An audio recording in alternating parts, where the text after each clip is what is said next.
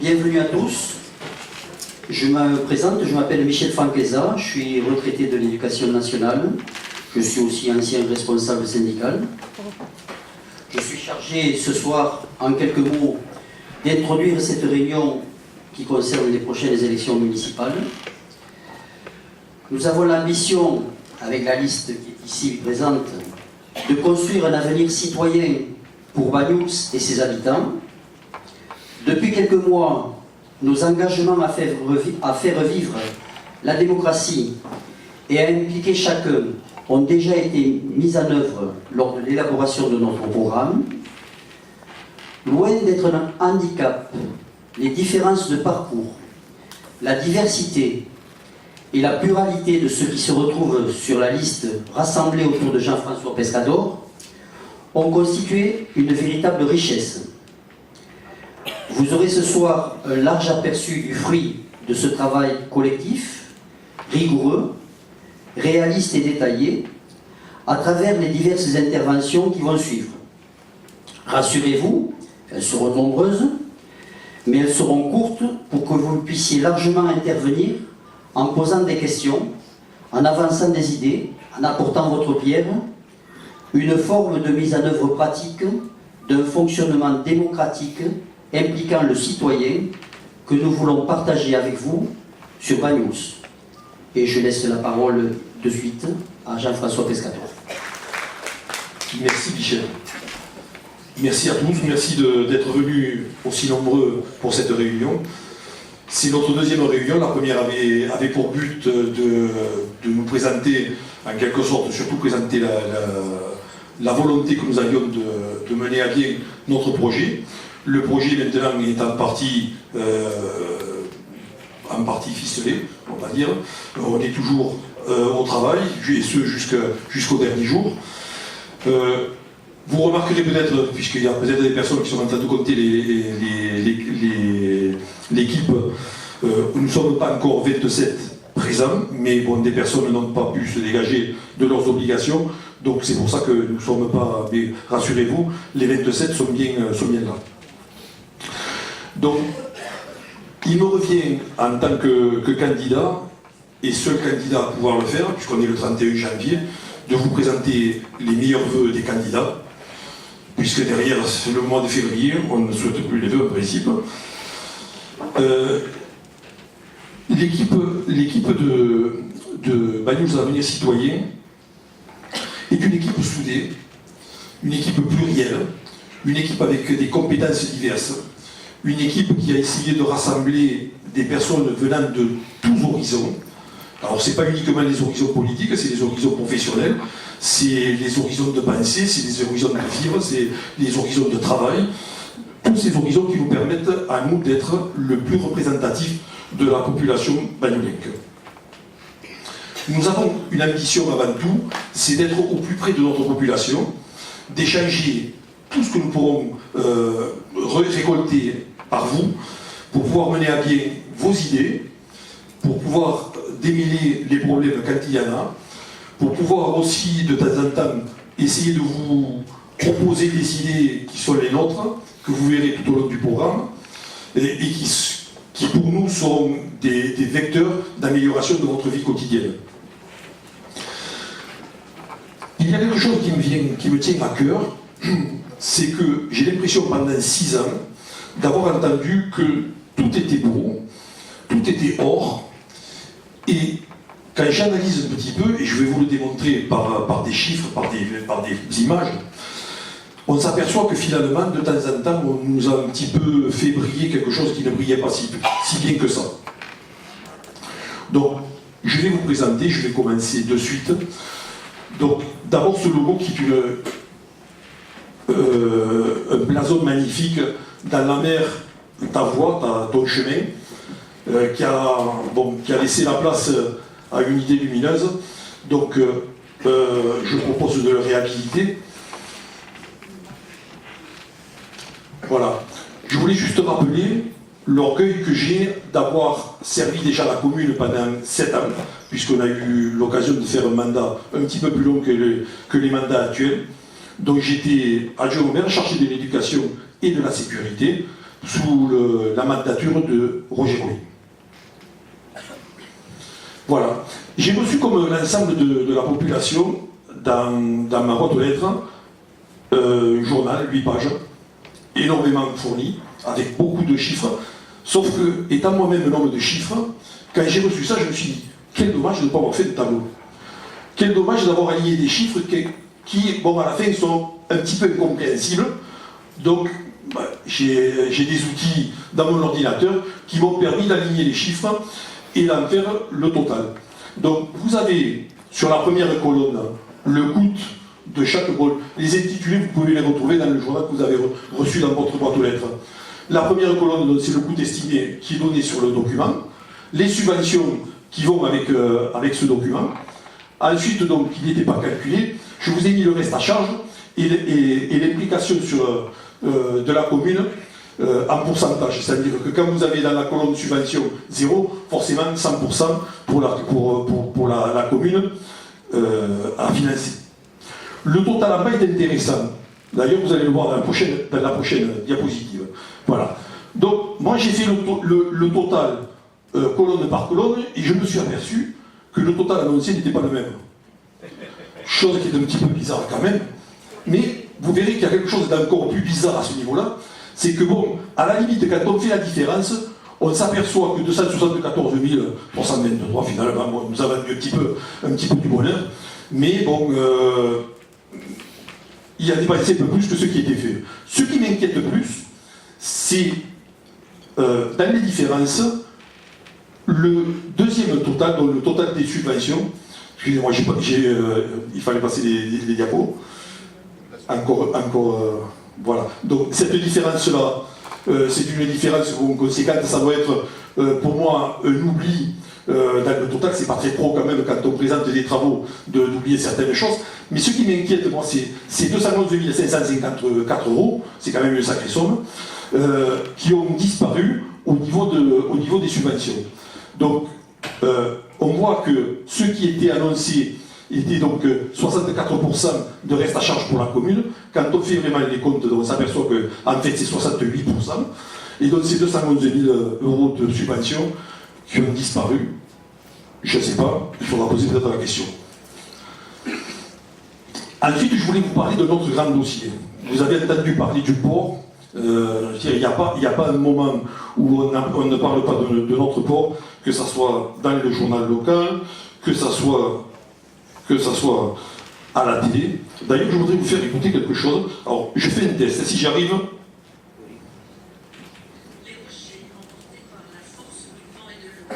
Cette première digue, construite à la création du port, doit aujourd'hui être renforcée d'un musoir pour casser la houle. D'autres ouvrages étaient aussi en cours de construction afin de mieux sécuriser le port. Le port, il a 60 ans. Et rien n'a été fait pour le sécuriser depuis 60 ans. Voilà. Mais maintenant, ils n'offrent plus le service que sont en droit d'attendre les plaisanciers, qui veulent que leur bateau soit en sécurité, mais surtout eux, parce que ce port devenait dangereux. Et là, on est arrivé au bout du bout. Et maintenant, on était soit sur la menace d'une fermeture en partie ou complète du port, soit sur une remise en état. Voilà. C'était le journal télévisé France 3 décrochement catalan d'avant-hier. Vous pouvez le regarder, vous tapez replay France 3 catalan et vous aurez ce. Donc voilà, une photo du port tel qu'il était avant le début des travaux. Et donc, juste vous parler que lorsque nous avons exercé notre mandat entre 2001 et 2008, donc nous avions souffert 2 tempêtes, donc, comme celle qui vient de passer, des forts coups d'Est. Et donc, nous avions eu à renforcer la digue qu'il y a entre le laboratoire Arago et l'île Grosse par cet ouvrage qui est en fait donc, des cailloux qui permettent de casser les flots, et le mur qui est juste vraiment dans le prolongement du laboratoire, qui avait aussi été refait à ce moment-là.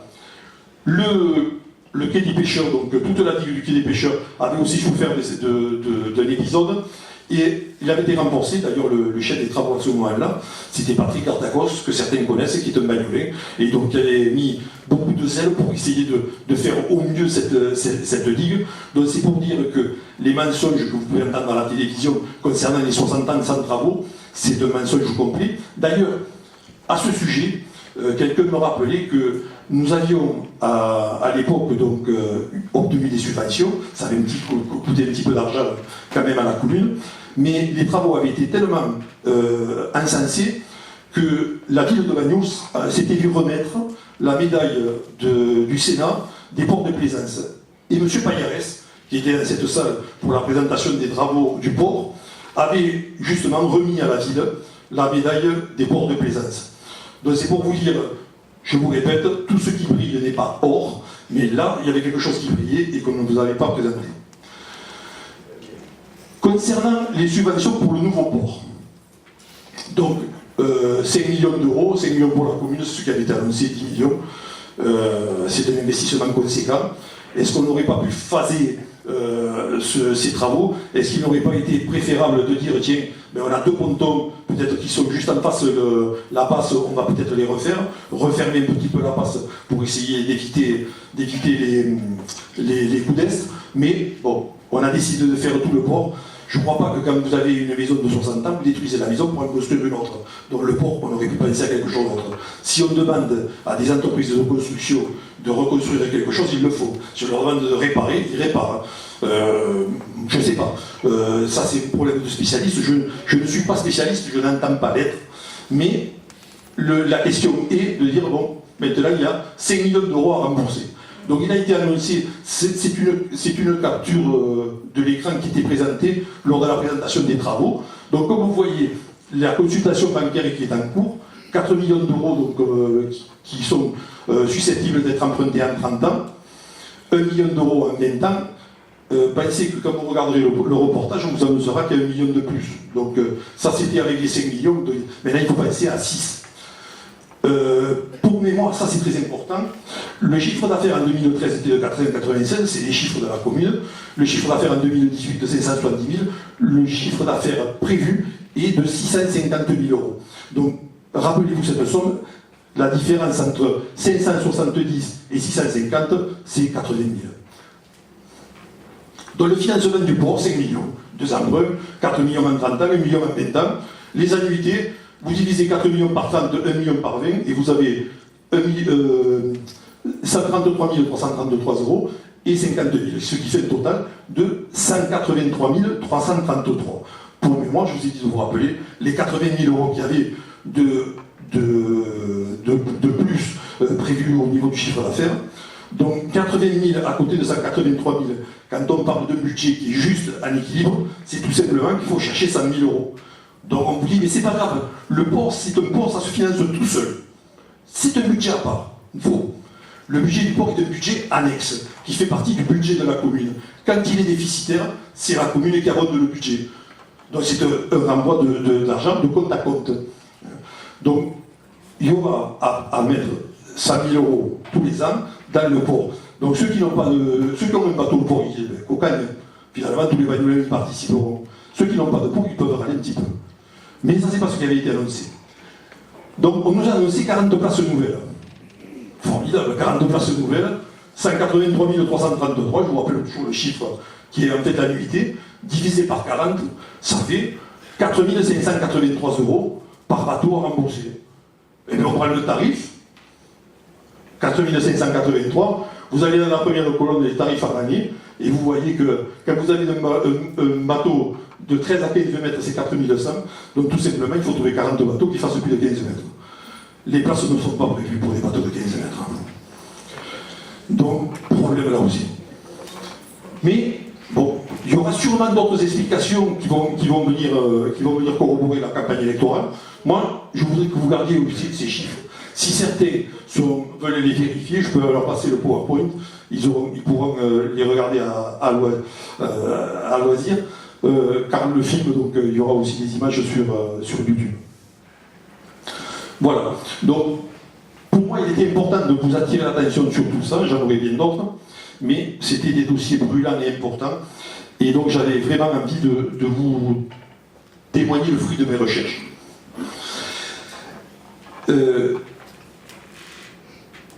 Aujourd'hui, nous avons une visibilité qui est celle qu'on peut avoir pour des candidats qui ne sont pas élus.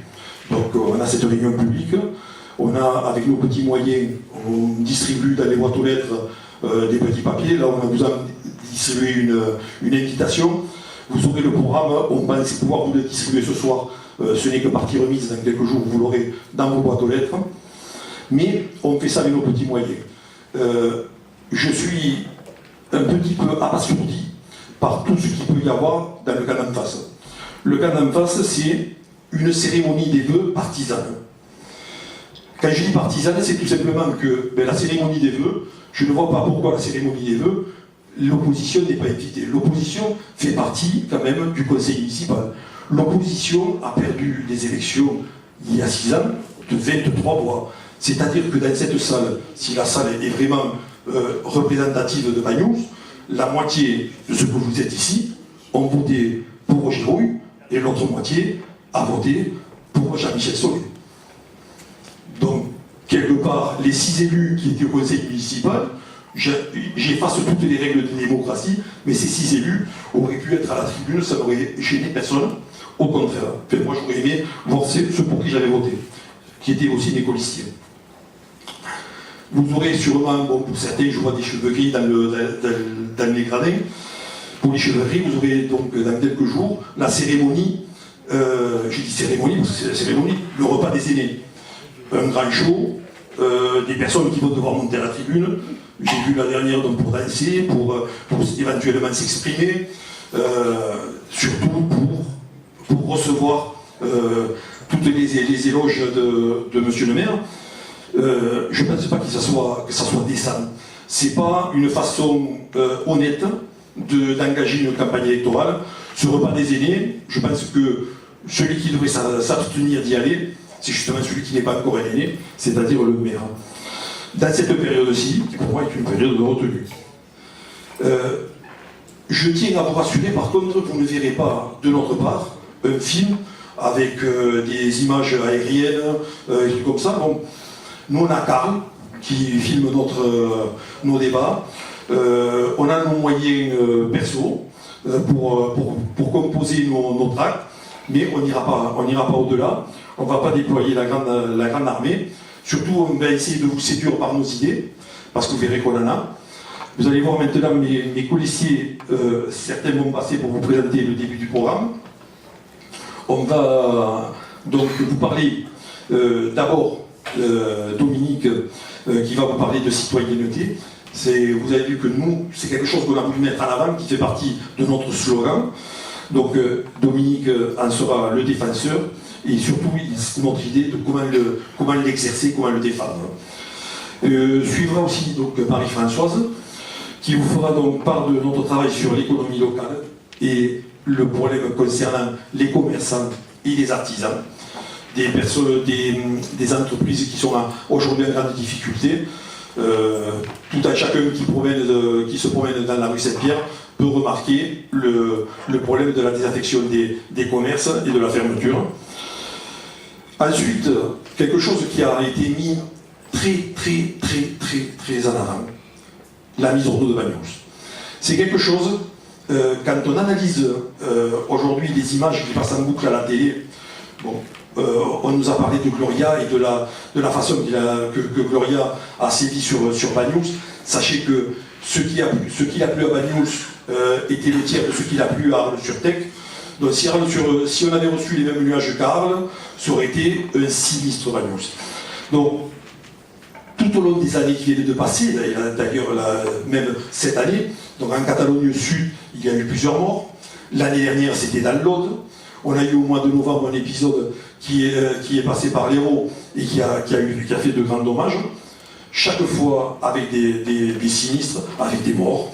Donc notre souci, et je veux pas faire de l'électoralisme en disant que c'est dangereux, il faut simplement s'en occuper.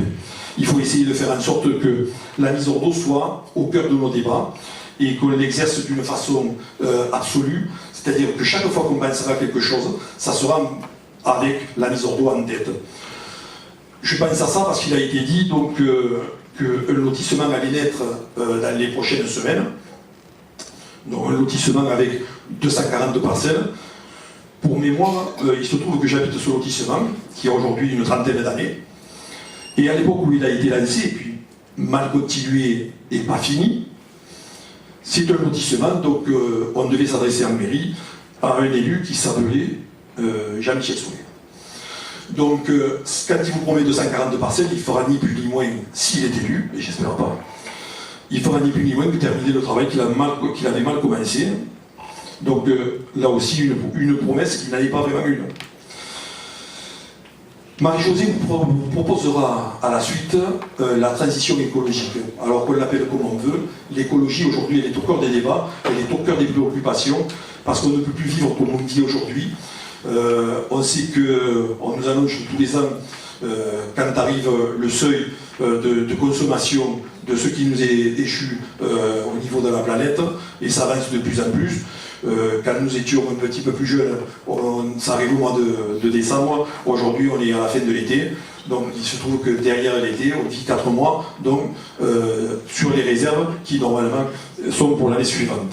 Donc, Marie-Josée nous expliquera notre vision de cette transition écologique. Et puis, bon, forcément, quand on est dans Bagnous, on est obligé de parler de viticulture. Je dis obligé, mais parce qu'on est tous quelque part viticulteurs, qui n'a pas pris un sécateur pour aller faire les vendanges, qui n'a pas bu ou n'a pas invité sa famille à un verre de Bagnous. Et aujourd'hui, on voit que de plus en plus de vignes ne sont plus travaillées, de plus en plus de vignes sont abandonnées. Donc, Jean-Christophe, qui est vigneron et viticulteur, donc, vous expliquera sa vision de tout ça.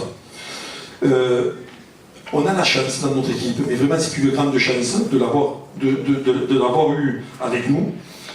Je dis avec nous parce que bon, on est allé le convaincre, mais c'est un très très jeune hôtelier, donc un hôtelier de renom, un hôtelier bardé de qualité, et donc il nous donnera une idée novatrice du tourisme avec tout un tas de petites choses, et j'insiste là-dessus. Nous, nos idées, on essaye de faire en sorte qu'elles soient le plus réalisable possible, c'est-à-dire avec un coût moindre. Donc c'est Brice. Je terminerai donc cette première présentation d'une partie de notre programme, réfléchie, honnête, sans démagogie. Donc par le micro que je vais céder maintenant à Dominique. Merci beaucoup de m'avoir écouté.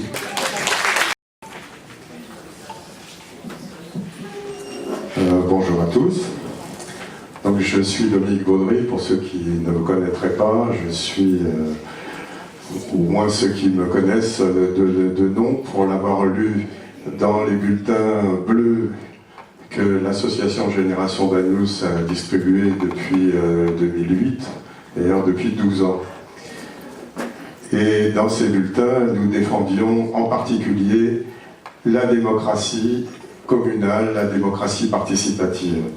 Et c'est une des raisons, c'est la raison essentielle pour laquelle j'ai rejoint la liste que conduit Jean-François Pescador, parce qu'il a fait sienne cette idée de faire de la démocratie communale une de ses priorités.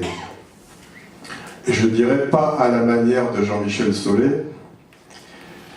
qui nous dit qu'il est sans étiquette, que son parti c'est Bagnous, qui aujourd'hui, dans les gens qui se présentent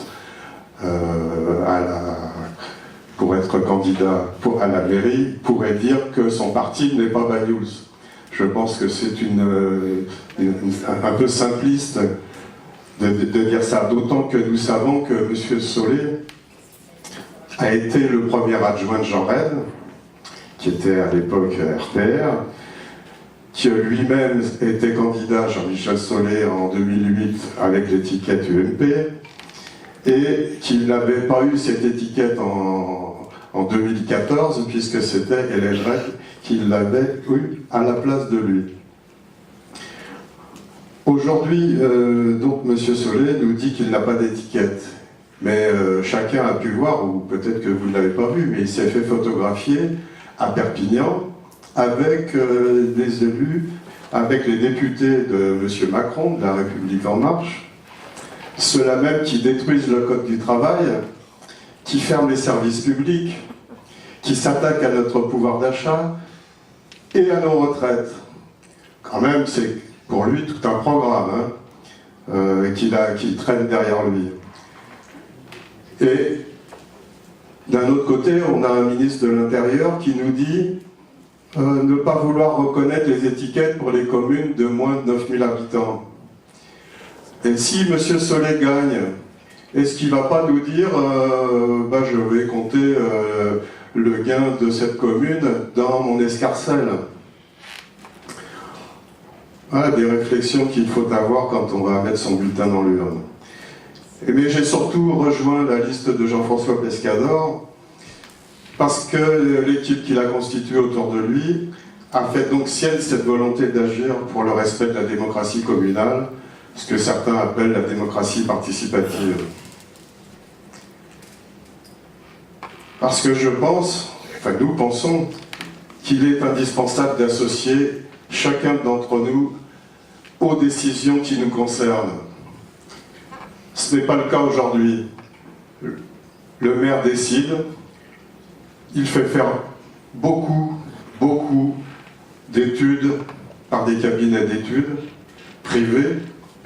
Je pense qu'il faudrait à un moment donné faire le compte de toutes ces dépenses qui ont été faites pendant tout son mandat par des cabinets d'études. Il y a eu des cabinets d'études pour l'aménagement du front de mer, des cabinets d'études pour le plan local d'urbanisme, des cabinets d'études à nouveau pour le projet du port. Et tout ça, croyez-moi que ce sont des dépenses très importantes. Au mieux, il les présente au conseil municipal.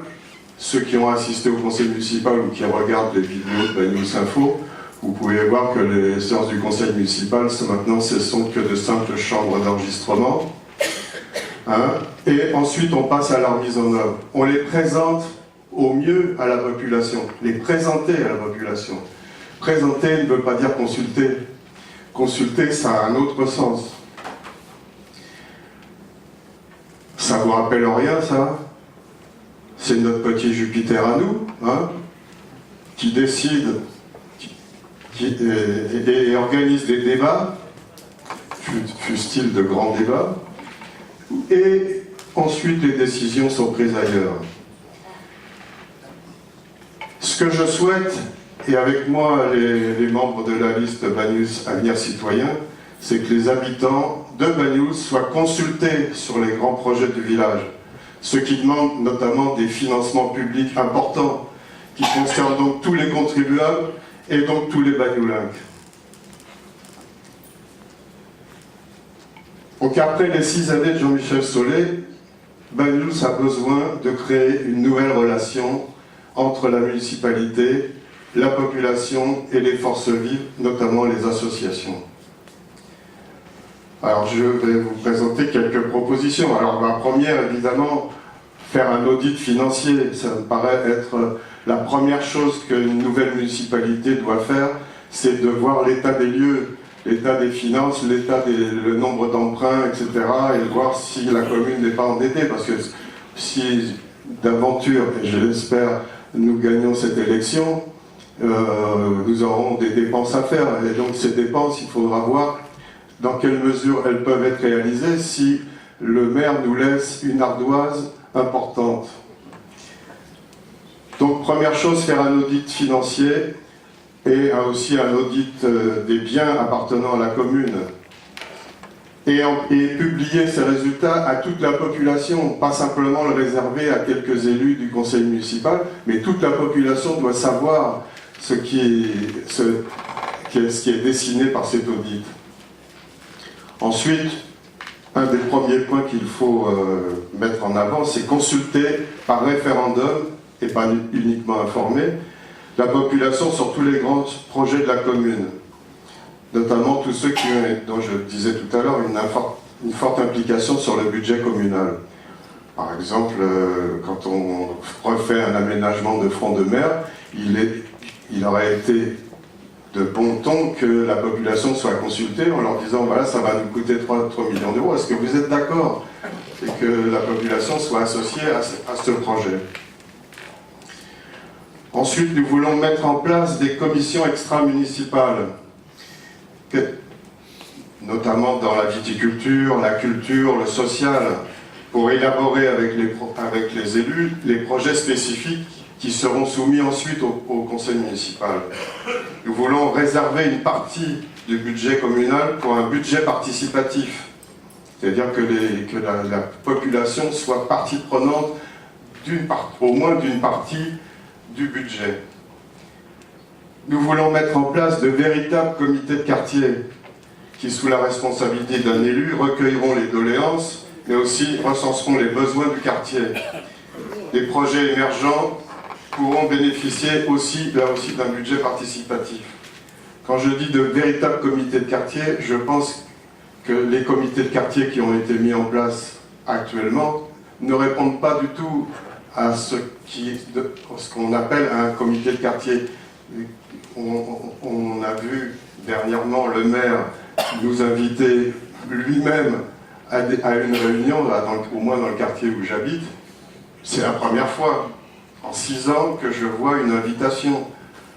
Avant, il y a des gens qui se sont dit « je suis membre du comité de quartier », mais jamais ils n'ont été au devant de la population pour leur dire « je vais faire une réunion ». Ce que ça intéresse, évidemment, peut-être que des gens ne veulent pas y participer, mais ceux qui veulent, ceux qui sont prêts à s'associer, eh bien, ils ne sont pas invités. Et ensuite, ces représentants se réunissent avec le maire et disent « on a fait des comités de quartier ». Non, c'est pas pour nous, ce n'est pas ça.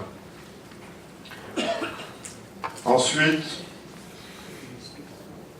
évidemment, nous comptons soutenir l'action des associations et les manifestations qu'elles animent, la fête des vendanges, la fête de l'orange, le flamenco, la fête africaine, la fête catalane, la randonnée, etc. Je ne vais pas les énumérer toutes, mais il faut continuer à défendre l'action des associations parce que ce sont les associations qui font vivre la commune.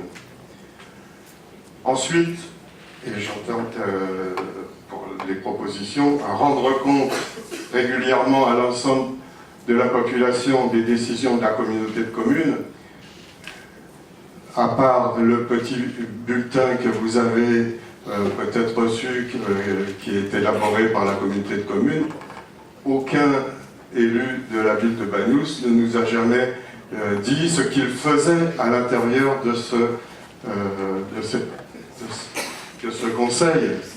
Ils vont au conseil communautaire, ils votent des décisions, ils prennent des décisions, mais aucun élu ne nous dit régulièrement, quand il y a des choses importantes, ce qui s'y fait. Donc voilà pourquoi, pour ce qui me concerne, la liste conduite par Jean-François Pescador s'appelle Banyuls Avenir Citoyen. Le mot citoyen est à l'honneur, car la plus grande richesse de notre village, ce sont ses habitants, qu'ils doivent être considérés comme des personnes capables de comprendre la complexité des dossiers, qu'ils peuvent comprendre que des priorités peuvent être données à des dossiers, qu'ils peuvent être associés aux grandes décisions et surtout qu'ils doivent être consultés sur les projets qui les concernent. Je vous remercie. Respecter les 5 minutes qui nous sont imparties. Moi je suis Marie-Françoise Sanchez, pour ceux qui ne me connaissent pas, j'ai 62 ans, je suis cadre dans les activités sociales de l'énergie et vous m'avez souvent vu dans le village vous demander de signer pour le maintien de la poste, du train, pour venir à une réunion de RER catalan. Voilà, ça c'est ce que je suis. Mais aujourd'hui, on m'a demandé de parler de toute autre chose. Vous allez voir. C'est l'économie locale, le commerce et l'artisanat, sur lequel nous avons beaucoup travaillé. Donc je vais être synthétique. Mais d'abord, un mot. Avant de se lancer dans des projets, il faut situer le moment.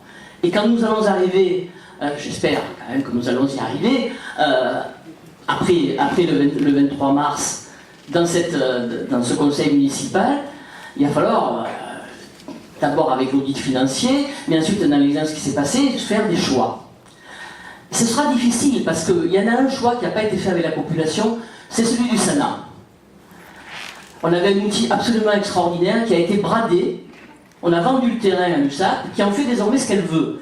On avait des gens qui avaient un statut public, une maison de retraite avec un statut privé, désormais on aura une institution qui sera complètement de droit privé et avec un statut pour les salariés privés. C'est une donne qui change complètement ce qui va se passer. Mais il faut quand même que les dirigeants de l'USAP sachent que si nous sommes élus, nous ne sommes pas dans cette négociation, ah ben oui, il faut conserver 50, non, 220 emplois, on en perd plus que ça. Donc, nous continuerons à discuter avec la population, et pas contre la population, pas par-dessus la population, mais avec vous et avec la direction de l'USAP pour qu'on réinstalle quelque chose autour de la santé, parce qu'il y a largement la place, et les travaux qu'a fait Jocelyne Ruiz sur l'urbanisme nous l'ont bien montré, il y a largement la place pour faire autre chose. Donc ça fera partie des choses pour lesquelles nous vous consulterons. Et nous en faisons vraiment, ça fait partie des choses qui font notre ADN. Bon, c'est pourquoi, donc je ne vais pas forcément suivre exactement comme ça, parce que vous savez que je ne parle pas comme ça. Mais, donc, ça veut dire qu'on arrivera dans une situation de sinistre. Et d'ailleurs, vous le voyez déjà, qu'est-ce qui se passe avec les commerces? Ils ferment les uns après les autres, sans que la mairie aujourd'hui n'ait fait le moindre doigt pour aider les commerçants. Regardez, la maison de la pêche ferme. On voit tous les jours à la télévision des exemples où les mairies se substituent et mettent de l'énergie à ce que quelque chose d'important se conserve dans le village. Nous voulons être de cette fibre-là, et pas de la fibre des gens qui disent on ne peut pas faire parce que ce n'est pas notre compétence. Voilà, on peut faire autrement. C'est pourquoi nous voulons agir en concertation avec les commerçants et les artisans pour trouver de nouvelles solutions. En particulier, nous faisons une proposition que nous mettrons au débat et que nous ferons expertiser. C'est celui de faire venir le marché, qui est aujourd'hui sur la place du marché, sur le front de mer. Parce que là, c'est la visibilité de l'activité. Et ça a des aspects, après, Brice en parlera, sur le tourisme, etc. Mais ça permet de régler les questions aussi, d'améliorer les questions de circulation, qui sont importantes et qui empêchent que les gens puissent se garer. C'est très compliqué. C'est une volonté de redynamiser ce centre-ville. Donc vous voyez, c'est une proposition, on va la faire expertiser, avec vous, discuter, peut-être soumettre un référendum. Ça, c'est une première proposition. Nous faisons aussi d'autres propositions, c'est de mieux utiliser le commerce local quand on fait, par exemple, des bons alimentaires à la fin de l'année, plutôt que de dire on vous donne 50 €, bien de dire un bon alimentaire pour aller chez tel commerçant du village, y compris en demandant aux commerçants du village bien de faire un effort sur le pouvoir d'achat du bon. Vous voyez, on essaye de faire des choses concrètes, réalisables. Pareil pour la zone artisanale. Les artisans de Banyuls, il y a beaucoup de jeunes artisans. Ils ont besoin qu'on les aide. Aujourd'hui, la zone artisanale, c'est vraiment... Il faut avoir envie d'y aller, quoi. Vous avez des trous partout, c'est fait un peu de briques et de broc. Il y a besoin d'améliorer beaucoup les accès à la zone artisanale, et puis essayer de l'agrandir, parce que c'est pas facile, hein, c'est pas facile à faire, mais il y a des possibilités, et nous allons travailler sur ces aspects-là, en collaboration avec le conseil départemental, parce qu'il faut qu'on travaille, c'est une proposition que nous faisons beaucoup plus avec les collectivités territoriales. Par exemple, là j'ai parlé du conseil départemental, mais le conseil régional propose un pass qui permet aux entreprises de bénéficier de financement. Pourquoi ne pas avoir un programme plus audacieux? Nous pouvons, parce que nous sommes dans une zone transfrontalière, bénéficier de subventions ou de financement autre que subventions auprès de l'Europe. Pourquoi s'en priver? Aujourd'hui, on s'en prive. Mais ils en auraient bien besoin, nos entreprises, les commerces, ils auraient bien besoin qu'on les aide. Les jeunes à se qu'on prenne un bail à leur nom et pouvoir leur faire un bail moins cher. Et on veut aussi, troisième proposition, réhabiliter les logements du centre-ville.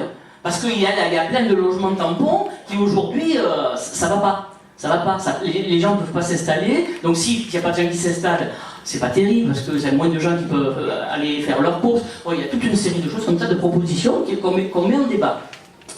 Et puis, donc pour ça, on veut aussi être sur l'innovation. C'est pour ça qu'on propose de créer un lieu qui soit un lieu de partage de bureaux, un lieu de partage de moyens. On appelle le coworking aujourd'hui, mais c'est un partage de moyens finalement, ni plus ni moins, qui n'existe pas aujourd'hui à Banyuls et qui permettrait de mutualiser et de rendre moins cher un certain nombre de charges pour les... Et puis je voudrais terminer par quelque chose d'important. Nous avons la chance sur Banyuls d'avoir le laboratoire Arago. c'est le deuxième employeur, c'est aussi l'employeur qui a, au niveau des conditions sociales, au niveau des salaires, etc., a les meilleures conditions sur le village.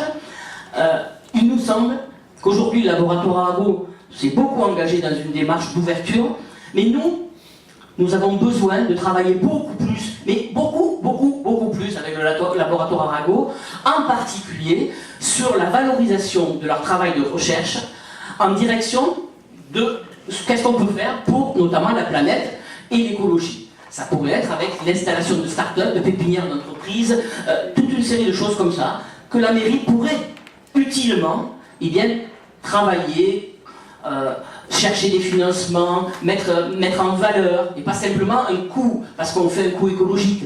Ça va, oui, on fait venir Tara, bien sûr, il faut le faire. Il faut mettre un conteneur sur la plage, bien sûr. Mais il y a beaucoup plus de choses qui peuvent être faites sur le fond. Ils peuvent nous aider, y compris aider les jeunes de cette ville à se former. C'est quand même justieux, c'est pas n'importe quoi qu'il y a derrière. Donc vous voyez, on a des idées, on a besoin de vous. Si vous êtes commerçant, artisan, je vous invite le jeudi 20 février à 20h30 à la salle Jean Jaurès, où nous ferons une réunion à destination pour travailler de manière plus concrète. Moi, je ne vais pas... autrement, on va me dire, tu parles trop longtemps. Pour qu'on voit concrètement comment on peut faire, les difficultés plus précises rencontrées, et aussi les propositions financières dont j'ai parlé pour en faire part plus. Voilà.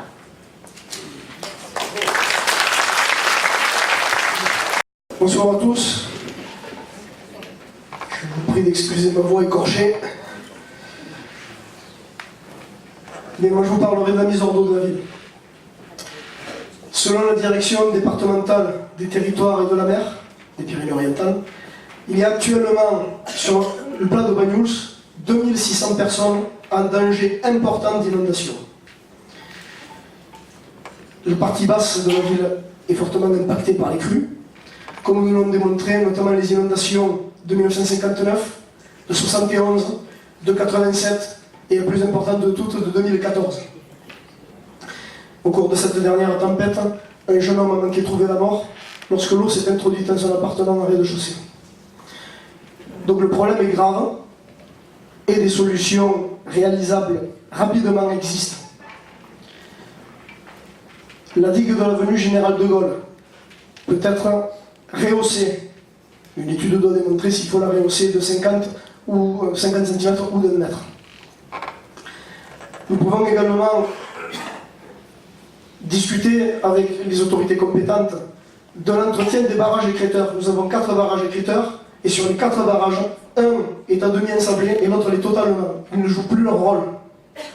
Il y a également les retenues collinaires. Banyuls dispose de 3 retenues collinaires qui sont totalement ensablées également. Donc il faut les nettoyer, il faut les entretenir régulièrement.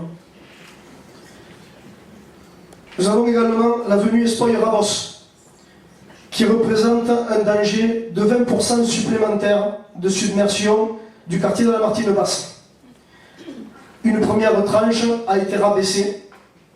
Rabaissons la tranche suivante. Et pourquoi pas, vu qu'il y a accolé à cet axe le parking du tennis, de l'ancien tennis, rabaissons ce parking et faisons-en un terrain, un bassin de rétention. Ça permettrait de décélérer le flux de l'eau et donc de le rendre moins violent lorsqu'il arrive sur l'avenue Général de Gaulle et sur la plage. Ce projet doit s'accompagner également d'une étude complémentaire qui viserait à créer de nouveaux bassins de rétention le long de la Baillerie et également de nouveaux barrages écrêteurs. Il faut également envisager la déviation de l'embouchure du Baïpompou. Ça n'a pas l'air comme ça, mais cette embouchure crée une force oblique à la force de la Baillerie qui, d'une, fragilise la digue qui lui fait face, vient grossir le lit de la Baillerie et permet à l'eau de déborder sur le quartier de la Martine Basse et plus loin sur l'avenue Général de Gaulle, ce qui permet à l'eau d'inonder l'avenue de l'Âtre de Tassigny et toutes les rues adjacentes. Ce projet de déviation du Baïpompou permet d'une d'insérer le lit du Baïpompou dans le sens du lit de la Baillerie, donc ne plus avoir cette force oblique. Et il vient également s'inscrire dans le projet que nous avons de restructurer le pont du Puy d'Almas. Et puis, la dernière des solutions que nous proposons, il peut y en avoir encore d'autres,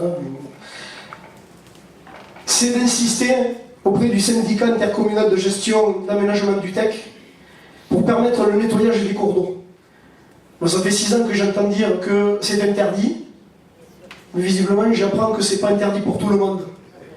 Donc il faut peut-être négocier avec les autorités compétentes pour pouvoir le faire. Et si on ne peut pas le faire par l'action mécanique, pourquoi pas le faire par l'action naturelle? Fut un temps où, à Banyuls, il y avait des gens qu'on appelait des bergers, qui avaient des chèvres. Et ces chèvres entretenaient les cours d'eau. Et grâce aux chèvres, il n'y avait pas d'embâcle et les inondations étaient moins violentes. C'est aussi simple que ça. Donc encourageons le pastoralisme et peut-être que nous aurons à ce moment-là un peu moins de problèmes d'embâcle dans nos rivières. Pour rappel,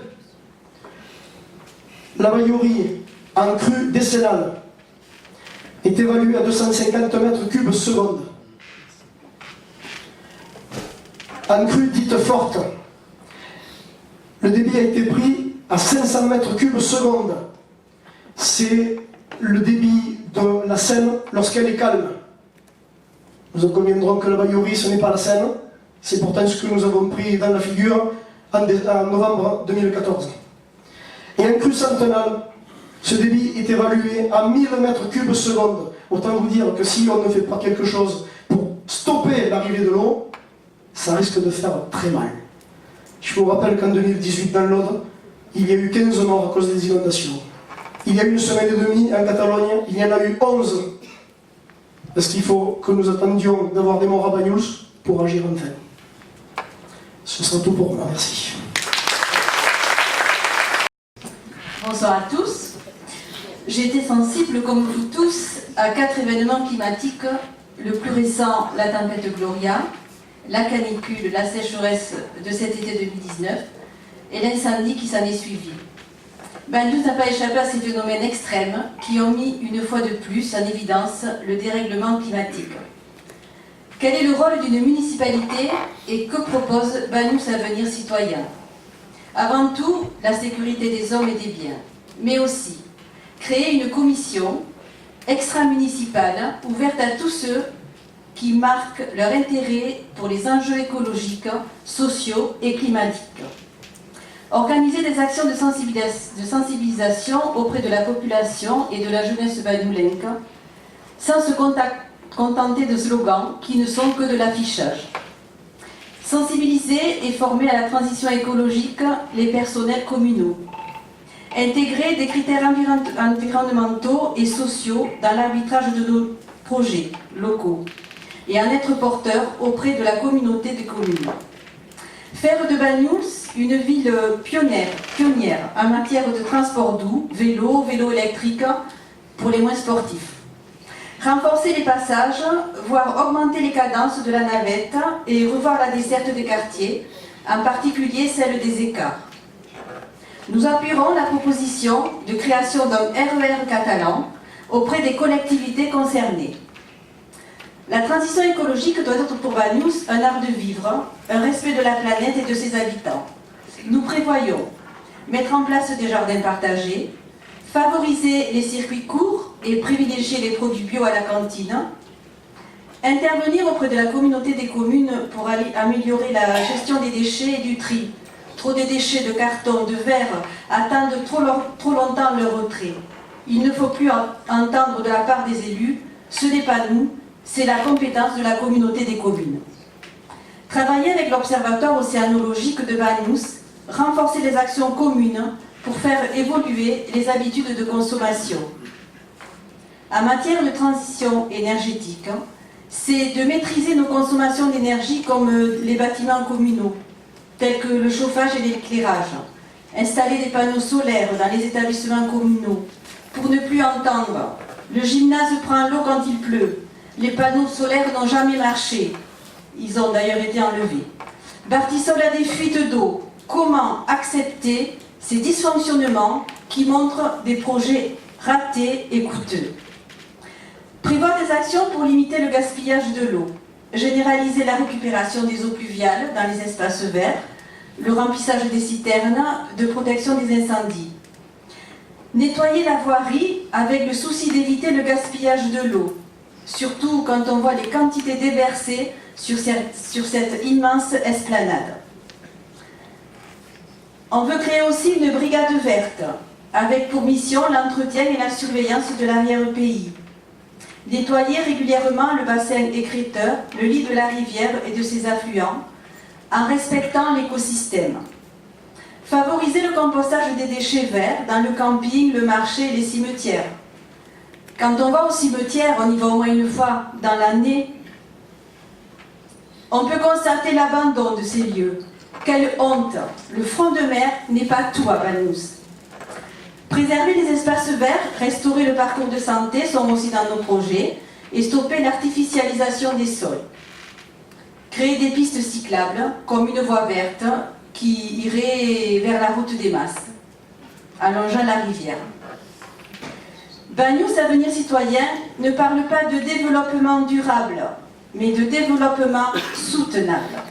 C'est-à-dire un développement supportable pour Banyuls et la planète. C'est un programme ambitieux qui est le reflet de nos échanges avec la population et des scientifiques du laboratoire océanographique de Banyuls, plus connu sous le nom de laboratoire Arago. Merci beaucoup. Je m'appelle Jean-Christophe Jose, je suis vigneron et viticulteur depuis 20 ans. Vigneron et viticulteur parce qu'en fait j'ai une partie de mon exploitation en cave particulière et l'autre partie en cave coopérative auquel je suis très attaché. Donc dans un premier temps, nous voulons établir, dans un premier temps nous souhaitons faire une réflexion et entretien des routes goudronnées de l'arrière-pays. En effet, les routes sont en très mauvais état. Vous avez tous pu vous en rendre compte. Donc nous allons établir un plan pluriannuel de réfection et d'entretien du réseau routier goudronné. Et un entretien réfléchi des pistes, c'est-à-dire avec un valoir cimenté et bus redimensionné. Il y a pas mal de problématiques suite aux fortes pluies. Ensuite, nous souhaitons créer de nouvelles pistes pour désenclaver certaines parcelles. Nous voulons mettre en place un GVF. Donc un GVF est un groupement foncier viticole autour du CCAS. Il permettra de récupérer les terres en friche et de les mettre à disposition des agriculteurs. Nous souhaitons accompagner les agriculteurs, les exploitants, vers une agriculture durable et respectueuse, par des formations, par le choix de la terre et une mutualisation des besoins. Les vignes par feu. Nous allons poursuivre le programme de défense contre les incendies, avec les vignes par feu, en particulier en zone périurbaine, autour de Banyuls. Pour les jeunes, en fait, nous souhaitons accompagner et encourager l'installation des jeunes, avec un accès au logement, un accès au foncier via le GVF, une mise à disposition d'une zone de stockage et de vinification pour ceux qui souhaitent vinifier en cave particulière, et tout ça à loyer modéré, évidemment. Le logement des saisonniers. À Banyuls, on a un gros problème pour trouver des saisonniers et les loger. Donc nous voulons réaliser des chambres, genre des dortoirs, à faible loyer, justement pour pouvoir accueillir tous ces saisonniers. Actuellement, les parcs en sortie de Banyuls, c'est pas terrible. Le no-tourisme. Nous voulons développer le circuit du vignoble, avec la création d'une piste cyclable balisée, avec des panneaux explicatifs, création d'une fondation du cru, autour de l'outil qui a pour rôle la communication, autour de ce qui existe déjà au Maastricht, les ODG, confrérie des Templières de la Serra. Ça coûte pas un radis et ça sera moins cher que les... Voilà. Je vous passe Brice. Merci. Bonjour, donc je m'appelle Brice Salac, j'ai 30 ans. Je voulais vous parler du tourisme. Bagnous, souvent on a tendance à l'oublier pendant ces mois un peu morts de l'hiver. On a beaucoup d'atouts. On a des atouts, on a les plus belles plages de la côte, il faut l'assumer. On a une offre hôtelière qui est ouverte à l'année, des restaurants de grande qualité. Il n'y a pas une ville sur la côte Vermeille qui a autant de restaurants ouverts tous les jours. On a la Thalasso, il y a 2 Thalasso marines dans le département. Il y en a une à Canet-en-Roussillon, avec un peu plus de 100 chambres. Et il y a côté Thalasso aujourd'hui ça s'appelle, à Bagnous-sur-Mer. On a Mayol, on a les plages, je vous le disais, on a l'arrière-pays. On a le laboratoire Rago avec un aquarium scientifique qui est ouvert, pareil à l'année. Et on a le vignoble avec des caves, des vignerons, des viticulteurs qui nous reçoivent toute l'année, qui reçoivent la clientèle extérieure. Bagnous, c'est une destination assez unique sur le département, mais c'est une destination qui ne vit que 3 mois par an. 3 mois par an, pourquoi? Parce qu'il n'y a aucune stratégie pour faire connaître Bagnous.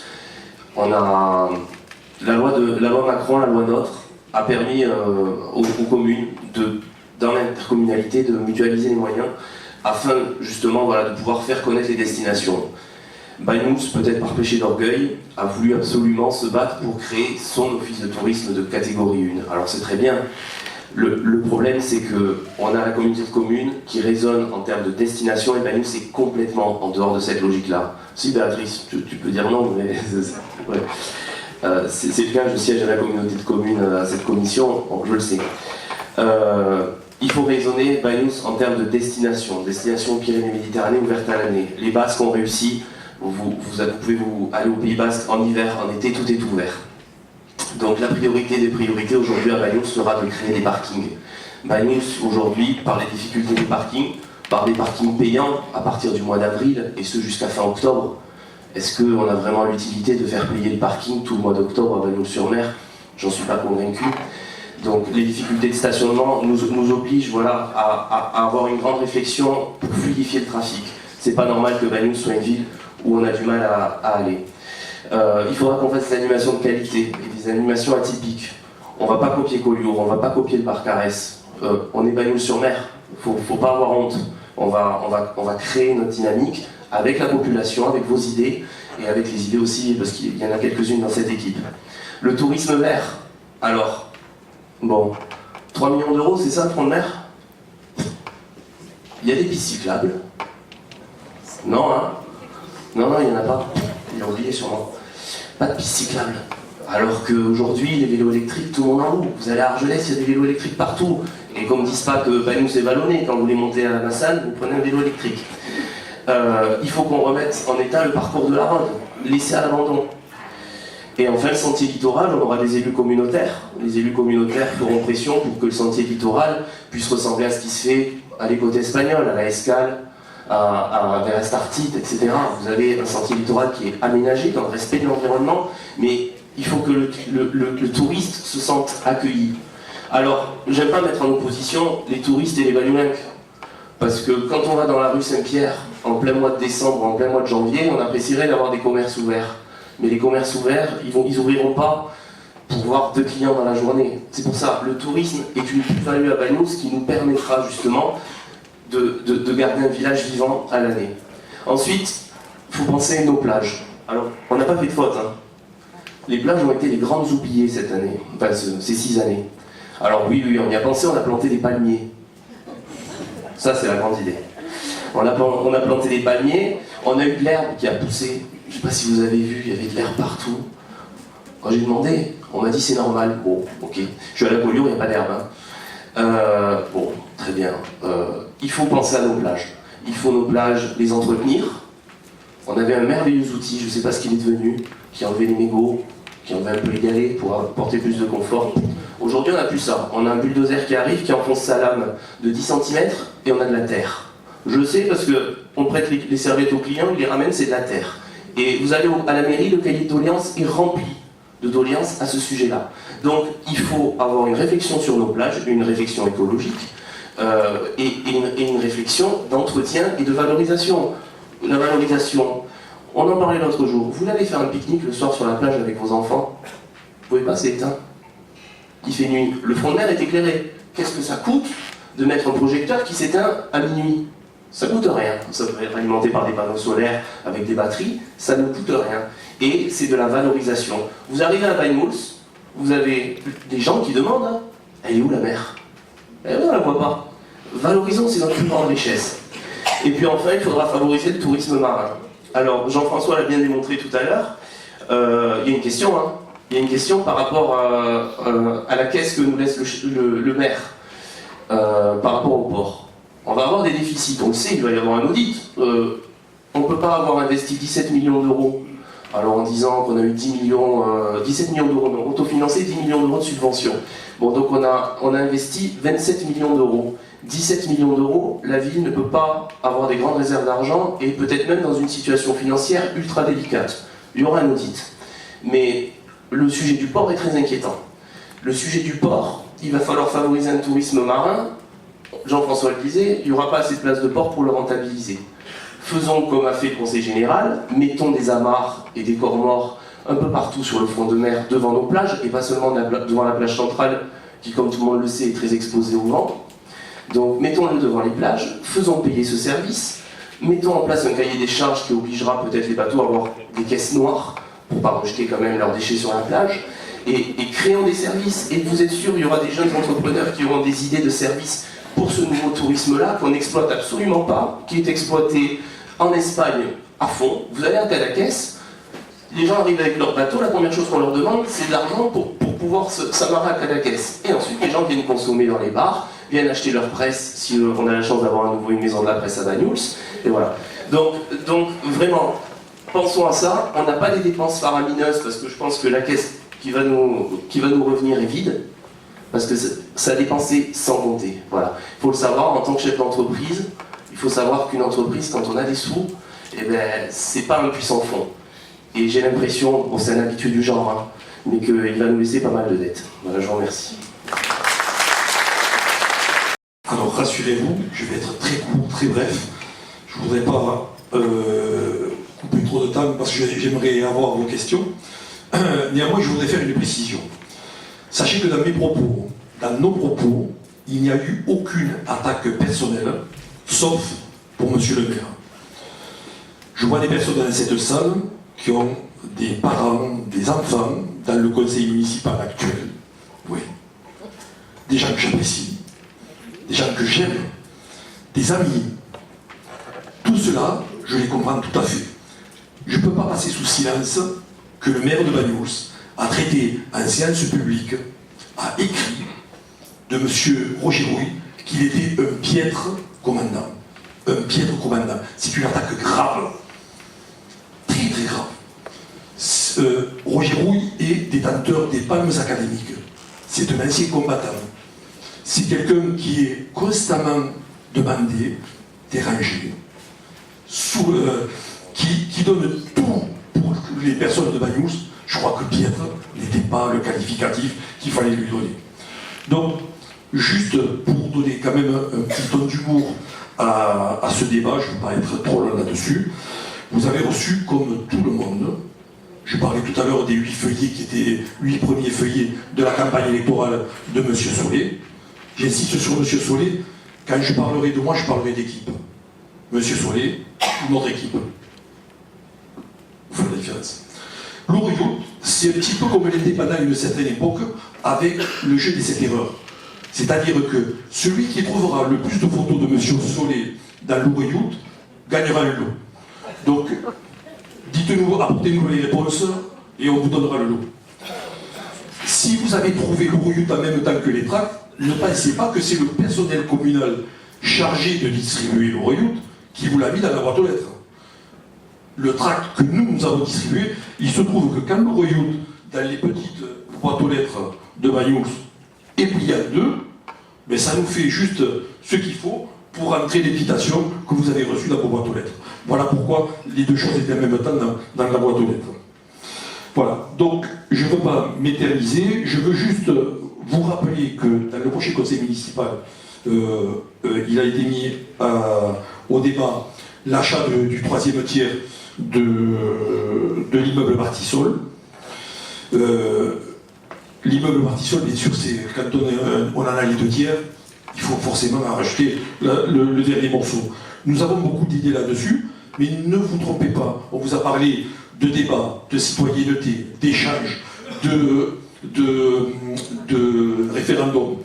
Tout ça fait que si une décision doit être prise, ça sera une décision collégiale, une décision entre nous. Nous avons décidé, par exemple, pour l'immeuble Martissol, on vous a parlé de parking, pourquoi ne pas écrire un parking? Nous avons des sollicitations de viticulteurs, il faudra en discuter, mais des vignerons, des jeunes vignerons qui veulent s'installer peuvent jouir éventuellement pendant un certain temps d'une place dans cet immeuble Martissol, comme ça a été le cas, si vous vous rappelez bien, au Masretch, où étaient installés 3 jeunes viticulteurs. D'ailleurs, quand je parle de Martissol, j'ai toujours un petit peu la chair de poule, parce que Martissol, je le vois depuis mon balcon, et je suis absolument effrayé par le choix qui a été fait au niveau de la couverture, puisque alors que maintenant on voit pratiquement plus les roches blanches avec les nouvelles couleurs disparaissent dans le paysage, on a affublé le pauvre immeuble Martissol de toit en tôle tuile noire, donc il n'y a rien de tel pour voir au milieu du paysage des tuiles romanes ce toit noir, même s'il y avait une partie forcément avec les panneaux photovoltaïques qui étaient eux noirs, on aurait pu quand même faire autre chose, un petit effort au niveau de la décoration. Voilà, donc je ne peux pas être plus long que ça. Je vous remercie à tous. On nous a parlé de parti Bagnoulin. Moi, j'aime Bagnoul. Je me considère Bagnoulin, je vous considère Bagnoulin. Si vous êtes là, c'est parce que vous aussi, vous aimez votre village. Peu importe les idées, vive le débat. Merci à tous. Bonne soirée. Maintenant, les questions.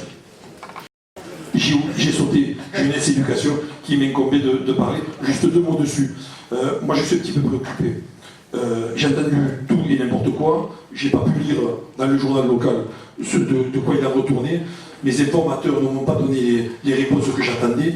Je suis très troublé par l'installation de la cantine dans l'école maternelle. Je pense que pour l'installation de la cantine, on risque d'avoir compromis beaucoup de choses, notamment la salle de motricité, qui je crois donc doit être transformée en salle de classe. Et si ce n'est pas la salle de motricité, ça sera forcément des salles de classe. Ça me pose un problème parce que si un jour démographiquement, et avec l'annonce faite de lotissement communal qui risque de traîner vers nous des jeunes avec des enfants, et ça c'est le souhait d'une commune, c'est d'être vivante autour de l'enfance, peut-être qu'on aura des problèmes pour l'installation des classes de maternelle. Donc c'est un gros souci pour moi. Au niveau de nos intentions, on a une vraie réflexion. On nous a rapporté, mais c'est une question qui reste à étudier parce que on va aller au plus profond des choses. On a avec nous une très jeune maman, mais elle s'occupera de ce dossier dès que nous aurons élu. C'est le prix de la cantine. Le prix de la cantine pose un problème à certains.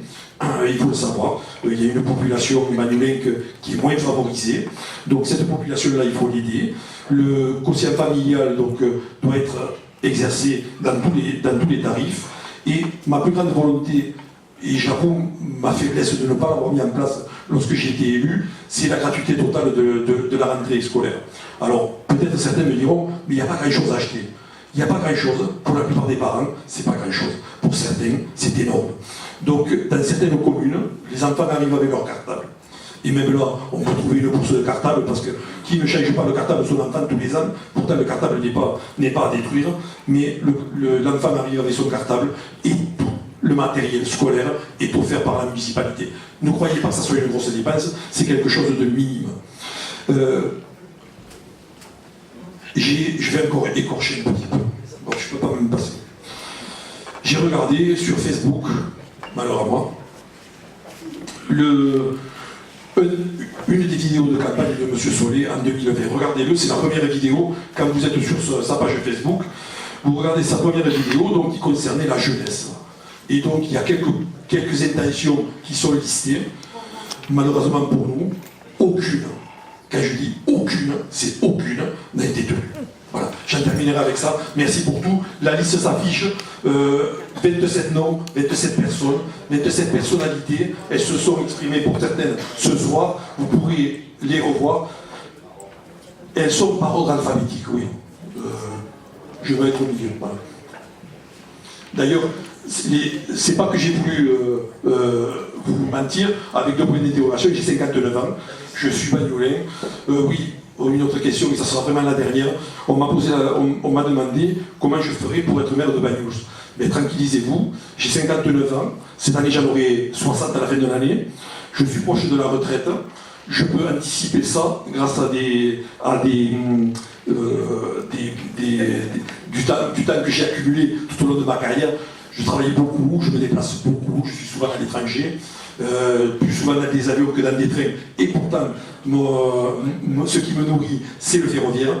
Mais je vous promets que si le 22 mars au soir la liste Banyuls Avenir Citoyen et arrive en tête des suffrages, je vous promets que je serai présent à 200%.